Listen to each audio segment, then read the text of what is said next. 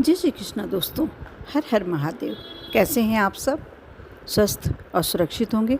दोस्तों, रविवारी प्रदोष और गुरुदेव ने जो कुवरेश्वर धाम में रुद्राक्ष महोत्सव के समय जो कथा कही थी सीहोर में, उस समय उन्होंने बहुत ही सुंदर उपाय बताया था, बहुत ही अच्छा उपाय बताया था। जिसके पास धन संपत्ति की कमी हो, जिसके पास ऐसा लग रहा हो कि कर्ज ज़्यादा हो गया हो, परेशानी, पैसे संबंधी परेशानी, यदि सही तरीके से जीवन यापन करने में भी परेशानी आ रही है और ऐसा लगता है कि नहीं, धन की और आवश्यकता है, धन कहीं से आना चाहिए, बहुत प्रयास कर लिया, बहुत कोशिश कर ली, हर तरफ हाथ पैर मार के देख लिए, लेकिन पैसा नहीं आ रहा है, तो एक उपाय ऐसा बताया है प्रदोष के लिए, जो आप प्रदोष के दिन करते हैं तो अवश्य आपको इसका लाभ मिलता है और साथ में माँ लक्ष्मी की कृपा आप पर होती है।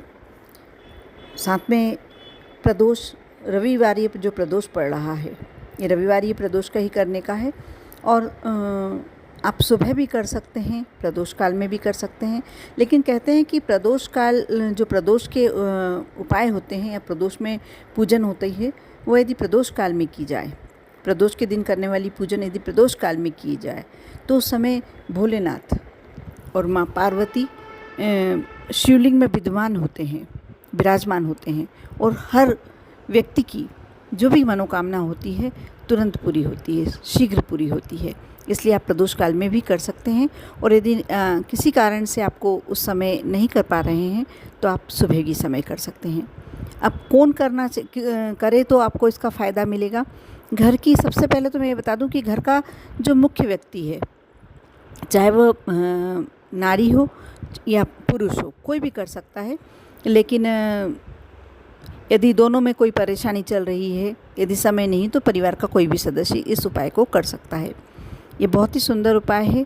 और फिर से मैं बता दूं, जो सीहोर में रुद्राक्ष महोत्सव के समय जो कथा करी थी, पूज्य गुरुदेव ने जो कथा कही थी, शिव महापुराण कही थी, उसमें यह उपाय बताया था प्रदोष के लिए।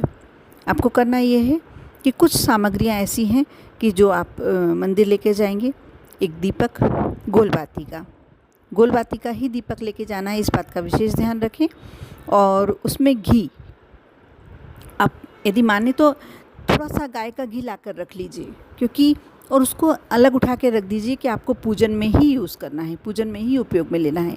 क्योंकि कहते हैं कि भगवान को जब आप दीपक लगाते हैं और यदि गाय के घी में लगाते हैं तो वो ज़्यादा अच्छा रहता है। इसलिए आप एक थोड़ा सा घी अलग ला के रख लीजिए पूजन के लिए, उसमें ही बाती लगाया कीजिए, अच्छा रहेगा। दूसरी बात ये रही कि आपको एक तो दीपक ले जाना है, एक जल का कलश, साथ में एक बेलपत्र जो कहीं से कटी फिटी टूटी फिटी नहीं होना चाहिए, एक शमी पत्र और एक सफ़ेद रंग का पुष्प। सफ़ेद रंग का पुष्प कोई सा भी हो सकता है, जो चांदनी का आता है, यदि वह मिल जाए। इस समय बहुत खिल रहे हैं, गर्मी का समय है। सफ़ेद पुष्प यदि गुलाब का हो तो भी चलेगा, लेकिन अभी चांदनी के पुष्प बहुत सारे आ रहे हैं, तो आप चांदनी का पुष्प भी ले सकते हैं। साथ ही साथ एक लगेगा आपको लाल रंग का पुष्प। आपको ये 4 सामग्री अनिवार्य रूप से रखनी है। बेलपत्र, एक शमी पत्र, एक लाल रंग का फूल और एक सफ़ेद रंग का फूल। इसके साथ आपको एक दीपक ले जाना है। दीपक इसलिए लगाया जाता है, जब आप कोई पूजन करते हैं या कोई उपाय करते हैं और दीपक प्रज्वलित करके करते हैं, तो आपका साक्षी होता है, उस कार्य को शीघ्र पूर्ण करवाने में वह साथ देता है। जल का कलश, आप यदि शिवलिंग पर शिवालय जा रहे हैं और शिवलिंग पर जल का कलश से जल तो समर्पित करेंगे ही करेंगे, इसलिए आपको जल ले जाना है। अब आप जाएं, सबसे पहले जाकर आप दीपक रखें और उसको प्रज्वलित करें। यदि आपने कुछ थोड़े से चावल के दाने या आपके पास एक्स्ट्रा फूल हैं, तो उनकी पंखुड़ियों से या चावल के दानों से आसन दीजिए दीपक को।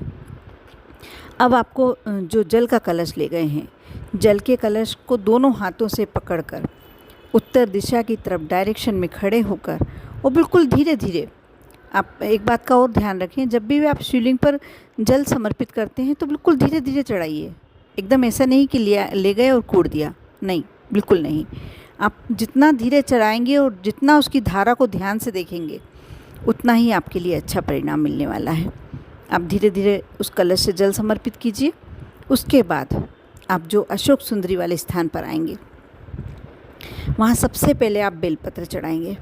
बेलपत्र चढ़ाएंगे तो आपको उसकी डायरेक्शन कैसा रखना है, जो उसकी डंडी है वो जलाधारी की तरफ होना चाहिए और जो पत्ती का सिरा है वह आपको शिवलिंग की तरफ होना चाहिए।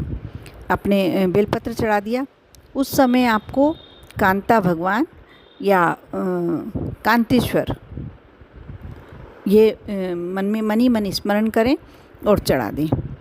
अब उसके ऊपर आपको शमी पत्र चढ़ाना है। शमी पत्र भी आपको कैसे चढ़ाना है कि उसका डायरेक्शन भी, जो डंडी का डायरेक्शन है वह जलाधारी की तरफ हो और जो पत्ती का सिरा हो वह शिवलिंग की तरफ हो। अब आप चढ़ाएंगे लाल रंग का पुष्प। लाल रंग का कोई भी पुष्प ले आ सकते हैं। यदि आपने जो पुष्प ले गए हैं उसकी जो डंडी का सिरा हो इसका भी आप जलाधारी की तरफ चढ़ाएंगे और जो फूल के मुंह का हिस्सा है आपको वह शिवलिंग की तरफ करना है। इसी प्रकार आप फिर उसके बाद सफ़ेद पुष्प चढ़ाएंगे और वहाँ अपनी विनती करेंगे भगवान से, जो भी आपको अपनी कामना करनी है वह करेंगे और वापस घर आ जाएंगे। ये कार्य कर देखिए, प्रदोष के दिन ही करने का है और इस बार की प्रदोष बहुत ही स्पेशल होने वाली है, इसलिए आप यह कार्य अवश्य करें, ये उपाय अवश्य करें। आप देखना आपको 7वें दिन ही इसके परिणाम दिखने लगेंगे। आपने ये उपाय कर लिया और अगली प्रदोष तक तो आपको इसका परिणाम अच्छे तरीके से समझ में आ जाएगा। कहीं ना कहीं से आपको आय के साधन बढ़ने लगेंगे। प्रयास तो आपको करना होगा, प्रयास करे बिना आपको कुछ नहीं मिल पाएगा ये, लेकिन रास्ते स्वयं बनते चले जाएंगे। कर देखें, भोलेनाथ पे विश्वास करके, पूज्य गुरुदेव पे विश्वास करके, शिव महापुराण पे विश्वास करके, क्योंकि जो शिव महापुराण के निकाले हुए उपाय हैं वही गुरुदेव बताते हैं और जो वो व्यासपीठ से उपाय बताते हैं उस उपाय को करने पर व्यक्ति कभी निराश नहीं होता। ये विश्वास के साथ आप उपाय करेंगे तो आपको भी कभी निराश नहीं होना पड़ेगा। कर देखें।